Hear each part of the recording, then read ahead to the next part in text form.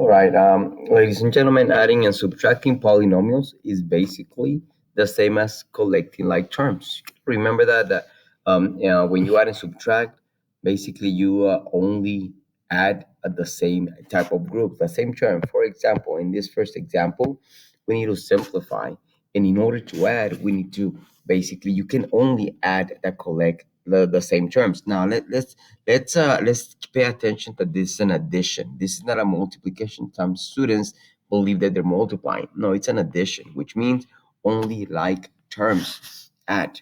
In other words, x squared only combined with the x squared. They're basically the same team. And it's a simple addition. 6 plus 2. And 6 plus 2 happens to be an 8. And then the 3 plus 8, it's an 11x. And then these two cannot be combined because they have a different term. They have a different term, so you have to stop right there, and this will be your answer. In this second example, is basically the same thing. The only difference is that it's a little longer. You got to be very careful with the signs. For example, the x to the third power combines to x to the third power. And again, remember, it is an addition. So all you do is read it the way it is. That way you can put, if you have a calculator, put it in the calculator. It says 3 minus 2. 3 minus 2. And 3 minus 2 happens to be a positive 1. And then the term. The term doesn't change. And then you're done with the x to the third. Okay, good. Now you go to the next term, which is x squared. It's a positive x squared, positive 4x squared. Look for another x squared. There it is right there.